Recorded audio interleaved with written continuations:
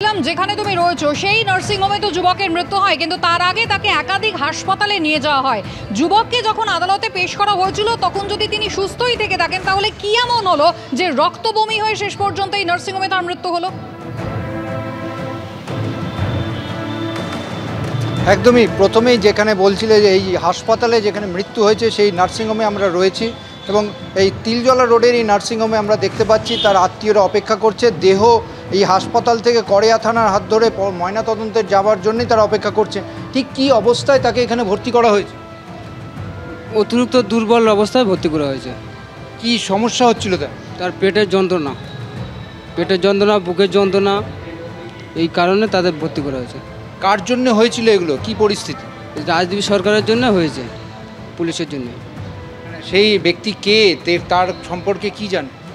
তার সম্বন্ধে পুলিশের তার সম্বন্ধে তিনি জোর জবরদস্তি করে তুলে নিয়ে মারধর করেছে। কেন ধরে নিয়ে গেছে? সন্দেহ করে ধরে নিয়ে গেছে। যখন এই হাসপাতালে নিয়ে আসেন তার আগে কোথায় কোথায় গিয়েছিলেন? শেষমেশ কেন এই হাসপাতালে? ওনার রায়দিকে নিয়ে গেছিলাম, ডায়মন্ডে নিয়ে গেছিলাম। নিয়ে গেলে সেখানটা বলছে আমরা পারবো না, আমরা নিয়ে চলে এসেছি এখানটা, এই নার্সিংহোমে নিয়ে চলে এসেছি। তারপরে এখানটা এসে দেখা যাচ্ছে যে এখানটা দুটো কিডনি আমাদের বাচ্চাটার খারাপ হয়ে গেছে। বলছে যে আমার বুকের ওপরে 4 জন দাঁড়িয়েছিল, দাঁড়ানোর পর থেকে আমার বুক যন্ত্রণা করছে, আমার সেখানটাতে অবস্থা আমার খারাপ। পুলিশের পক্ষ থেকে বলা হচ্ছে যে যখন জামিন দেওয়া হয়েছিল তার শরীরের অবস্থা ঠিক ছিল, কোনো অসুবিধা ছিল না। আপনাদের কি বক্তব্য? কোনো জামিনদার বলেছিল আরও 12 দিন পিজি টাঙাবো, তারপরে তোমাদের ছেলেকে ছাড়বো, আর না তো প্রতিদিন 20,000 করে টাকা দিতে হবে, না তো আমরা ছাড়বো না। কিন্তু ওর তো শরীর ঠিক ছিল বলছে পুলিশের পক্ষ থেকে। শরীর ঠিক ছিল না, হেঁটে আসতে পারে না, কোর্ট থেকে হেঁটে আসতে পারে না, আমরা কোলে করে নিয়ে এসেছি আমরা। অর্থাৎ শুনতে পাচ্ছ পরিবারের বক্তব্য যে তাকে যখন নিয়ে আসা হচ্ছিল সে কোর্ট থেকে হেঁটে আসতে পারছিল না, তেমনই বলছে। তবে হাসপাতালে যখন তাকে ভর্তি করা হয়েছিল এই হাসপাতালে, তখন তার শারীরিক অবস্থা যা সামনে যাচ্ছে হাসপাতাল সূত্রে, যে তার শারীরিক অবস্থা যথেষ্ট খারাপ ছিল এবং এইখানে হাসপাতালের বক্তব্য যেটা যে অনেক দুর্বল ছিল। এখানে হাসপাতালে যারা রয়েছে তাদের সঙ্গে কথা বলার চেষ্টা করব, কি পরিস্থিতি ছিল জানার চেষ্টা করব। কীরকম পরিস্থিতি ছিল যখন ভর্তি হয়েছিল?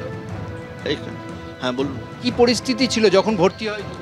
পেশেন্টে খুবই সিরিয়াস কন্ডিশনে ছিল, রক্ত বমি করছিল, পেশেন্ট আউট ছিল, শ্বাসকষ্ট হচ্ছিল, ওই নিয়ে ওকে ভর্তি করা হয়েছে। কখন ভর্তি হয়েছে? কাল সকাল 8টা থেকে 9টার মধ্যে।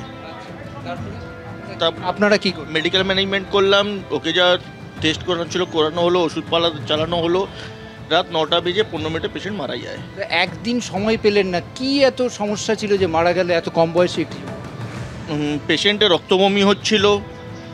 আমরা পেশেন্ট পার্টিকে বলেছিলাম কোনো হায়ার সেটআপে পেশেন্টকে নিয়ে যেতে, ওরা নিয়ে যেতে চায়নি।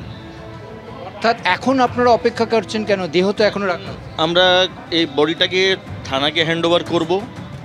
থানায় আমার লোক গিয়ে বসে আছে, থানা আসলেই আমরা বডি দেবো, পেশেন্টের পোস্টমর্টম। একেবারে